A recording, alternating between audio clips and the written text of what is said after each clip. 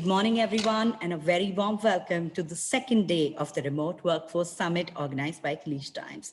We're very thankful to all the support from all our sponsors, strategic partner Nutanix, silver sponsor BSpin, cloud partner Google Cloud, remote networking partner Cisco, cybersecurity partner Help AG, technology partner Software AG, associate partner SAP Concur, networking partner Alcatel-Lucent.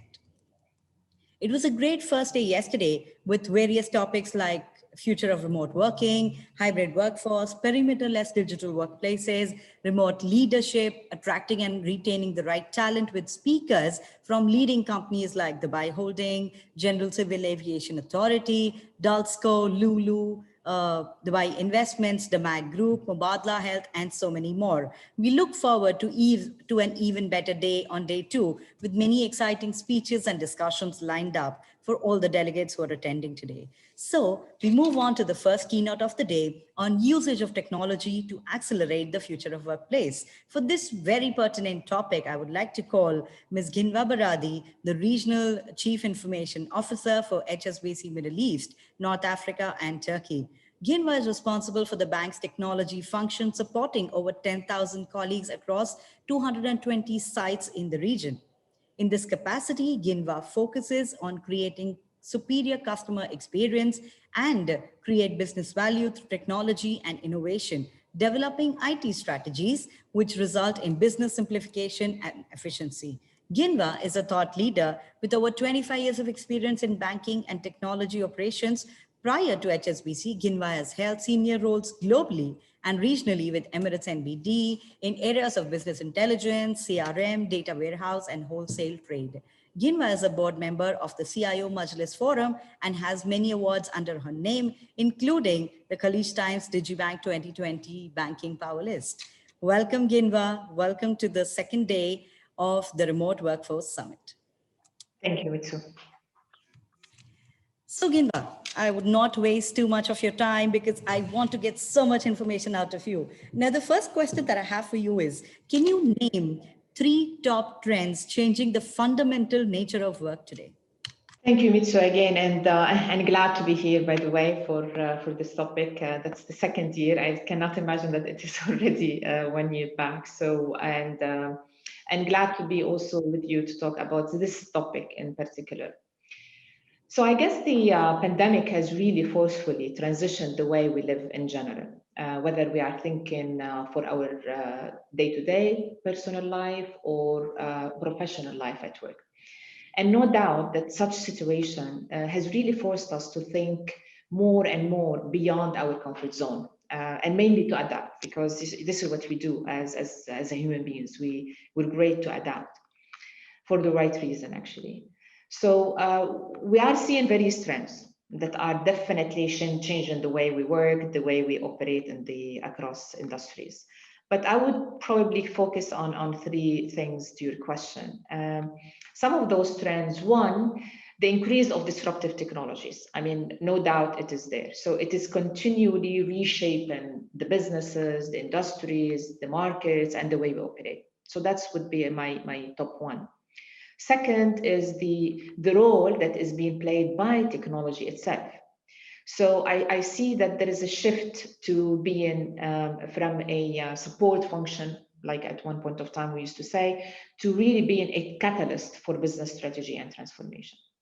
And the third one is the global demographic and the workforce trends, I would say, such as multi-generational workforce, more diverse talent, and the technology workforce in particular. So, I mean, nowadays you have work from anywhere by anyone who gets the job done and who fits for the role.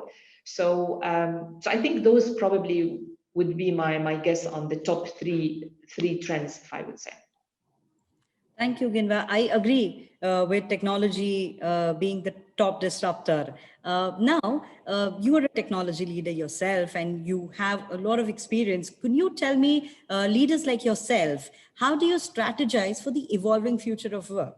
So I think evolving strategic business imperatives, trends, and disruptors are really driving a serious shift in the way IT organizations operate. So business innovation and disruption are rapidly changing the scope, the pace and the scale of technology to work and the scale of execution. So as a becoming more and more important than ever to enable everything we do with cutting edge technology. That's reality. I mean, like I don't want to go there into the in terms of like, digital transformation. Digital transformation is not only about digital transformation, it's about technology at the end of the day, because we shouldn't be doing anything that is not digital, in my opinion. So as a technology or as technology maybe becomes increasingly important, an organization's success by default will depend heavily on whether the CIO can move from being a functional support to being a strategic business leader. So CIOs are to move beyond simply managing IT, to leveraging technology, to create value for the business. So that's the bottom end actually of this whole topic, is really identify the value. We used to say, I remember at one point of time, that technology is a true enabler to business. Yes, I mean, it is definitely a true enabler to the business. But this is nowadays, this statement should really be complemented by technology is to drive business along. Companies to survive and industries to survive need to be tech forward looking.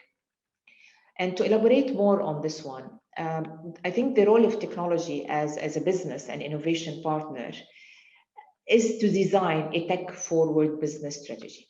For example, in my head as example, I mean, tech enabled products and business models, going back to my digital transformation example. This is how you should really be having given or delivering to the business something in their hand to really digitally be very easy and very simple to our customers. We need to integrate technology management across organization silos. We need to deliver excellency to the user's expectations or experiences. We need to identify efficiencies, classify opportunities. I think we need to also as well scan the markets and categorize what makes sense to differentiate the business. Yeah, we need to read the news to see what exactly is happening out there in order for us to say, hey, what are we doing in this space? Are we doing something? Is there any appetite for us to really do that? And we need to be also ready. It's not only about coming up with an idea and go to the business and say, by the way, I've read about this news. We need to do more exercise on this one and say, does it make sense for me to do this? And what I mean by does it make sense? What kind of value I want to bring to the organization? What kind of value I want to bring to the customer? So this is, I would say, nowadays is the reshaping of the thinking of how the CIO should really start thinking about what needs to be done is always should be about value. And that value could be, by the way, a top line one, like a save cost, or it could be an incremental impact, as a revenue generation, or a even like a good impact to our customers. So I would say that's the way I would say that the role of the CIO should be really strategically moving into that direction. Thank you, Ghinwa. Thank you very much. Now, Ghinwa, I specifically want to talk to you about the future of workplace. How are technology leaders like yourself, and what are the skills and capabilities that you look for when you think about the future of workplace and accelerating the future of workplace? So Mitsu, I'll start with this one, although the question probably, the expectation is to talk IT and tools. But before I talk IT and tools, I think genuinely what really would make organization to work in the future, and when I say in the future, even in today's, is the mindset. Before anything else, is shifting the mindset to be accepting what exactly we are having now, to adapt to what we have now, and to leverage on how do we use the tools to operate. Okay, so I think the future of work is going to be different in many areas. One, I think the collaboration tools that we have now, the AI tools that we have now, the automation has really proven to say, actually, I can do my work from anywhere in the world. Okay, that's by default.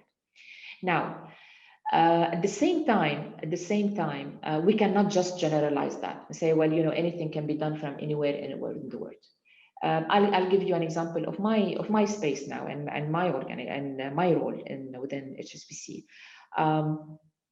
We have like around 83% working from home capability, and people are really working from home. But in certain areas, I have to go to the office. I have to have a face-to-face with my team. I have to take my pen and write on my digital board what exactly I need to do. Because what you can do with a face-to-face on a topic of within 5 minutes, you probably can do the same within a couple of hours and on the on the call. And not only that, there is a mental health well-being aspect to it, that we are social human beings, and if you remember, when that COVID started, we started talking about social distancing, and all of a sudden we changed it to be in physical distancing because we don't want to be disconnected socially. Okay, so I think that is very important to really start creating or start thinking about the future skills, about the future of having the growth mindset, having the curiosity aspect, having the well-being, taken care of, having the to learn more stuff and adapt to what exactly is happening. We didn't have AI a couple of years back. We didn't have, big data a couple of years back. We something else. We didn't have cloud. We didn't have blockchain. We didn't have so many other stuff. So, and those have become kind of the main butter for us to operate within the business and provide the right service and the support for the business. So, and one word that I also forget to mention is the agility. Okay. Currently, if we are not an agile organization, if we don't operate in an agile fashion, we can always be behind, because we cannot have the time to really think what needs to be done. We have to do things very quickly and very efficiently along with the business if we were to really make a difference to our customers and our agenda. Thank you, Ghinwa. I know the word agility has been used in our day one so many times because everybody wants to be agile right now. I would, however, like to go to your previous statements that CIOs and technology leaders have now are supposed to move on from the support function to being a catalyst. So, when it comes to technology leaders like yourself, do you think the role of technology has evolved from automating the business to actually being the business? What are the ways technology executives like yourself are reimagining business value?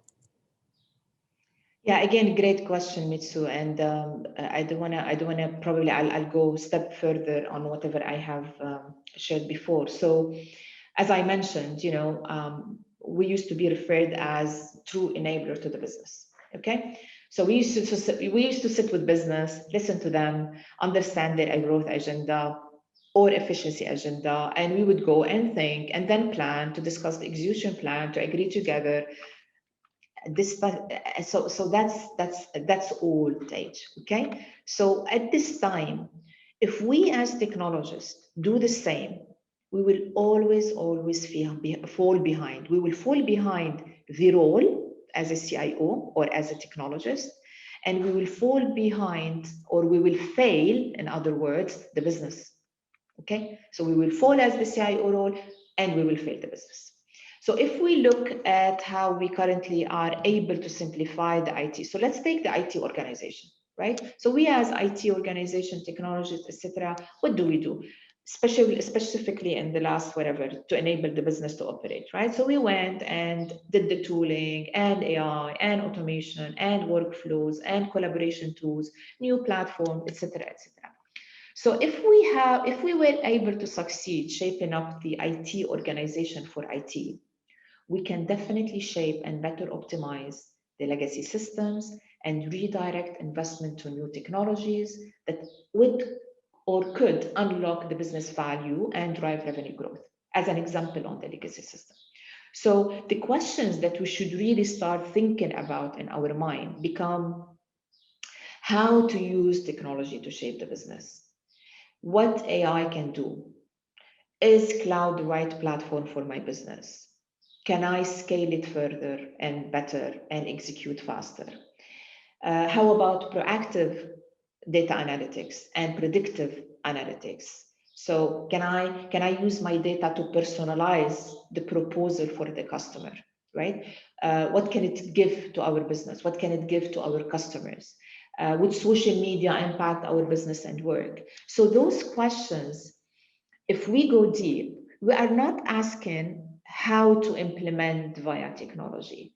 What we are asking here with those questions become, what value am I given to my business? And am I given the value to the business? Because also we have to be courageous enough to identify and articulate certain things we don't really do well. So what are we doing about it?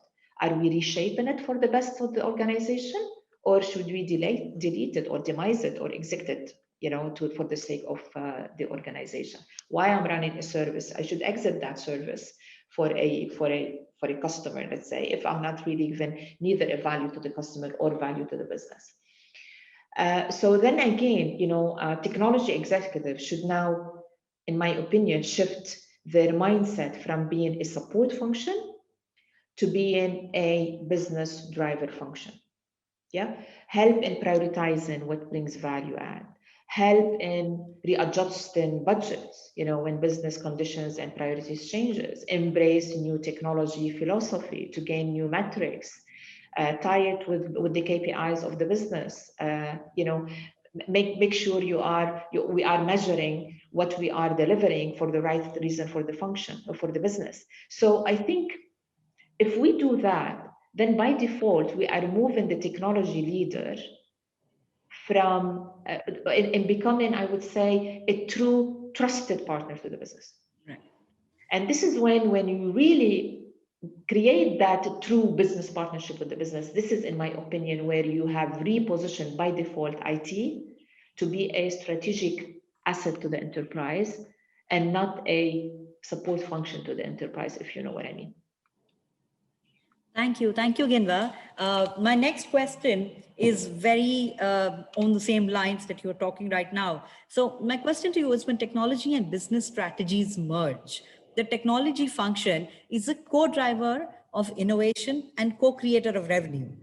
Do you agree to this statement? So I think spot on with that question. So again, I think with whatever I have said, I mean, the impact of technology nowadays is like, or in other words, I don't think we can separate the impact of technology to the business. Okay, in other words, and as I said before, as I said, just like with the question before, when we move, when technology team is shift from trusted operators, in other words, or a support function, to trusted business partners, their worth likely will lie in the value we add and the value we deliver to our business rather than in the services that we deliver.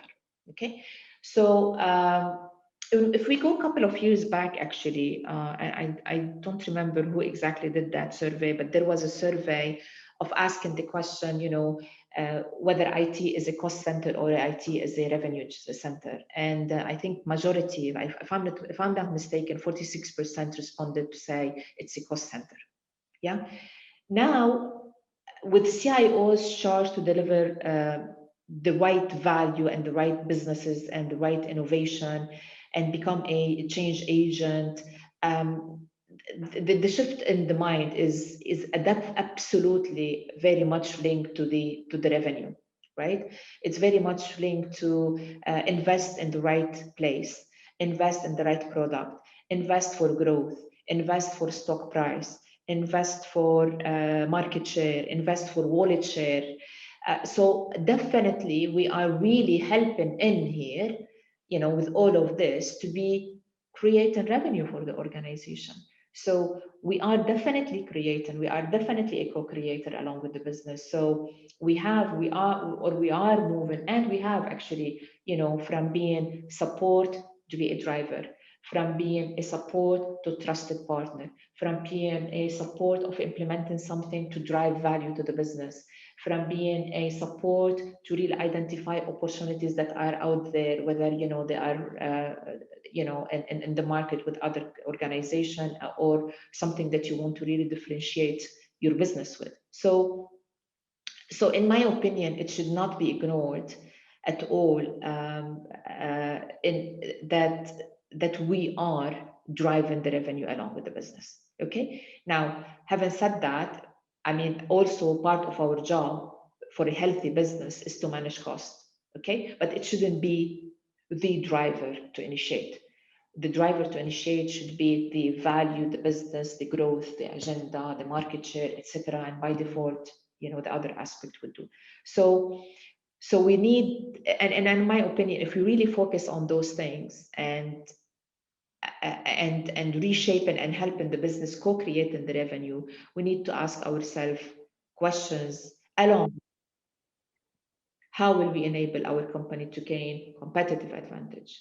What needs to be done to strengthen relationship with customers? Okay, what are our customers looking for?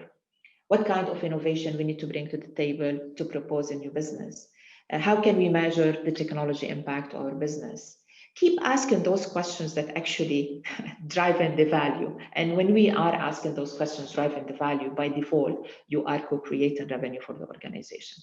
So in probably summary to that question, rethinking our relationship with users, with business in particular, and the C-suite, by the way, will really, really help the business in seeing IT as an asset, as I think I mentioned that before, and at the same time as a source of innovation to help the business in a different fashion.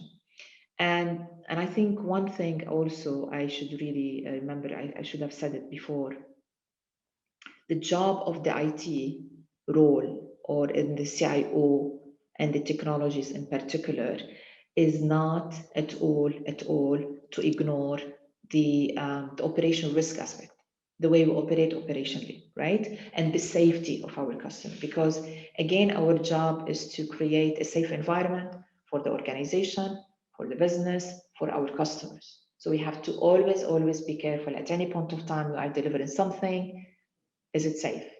Are we protecting the customers? How are we dealing with that? So safety, operational resiliency, from a resilience of the business, resilient to our customers, protecting this customer is absolute necessity, and we should never, ever ignore. So that becomes and this also, in my opinion, will help the business seeing you as, again, another trusted partner for the organization.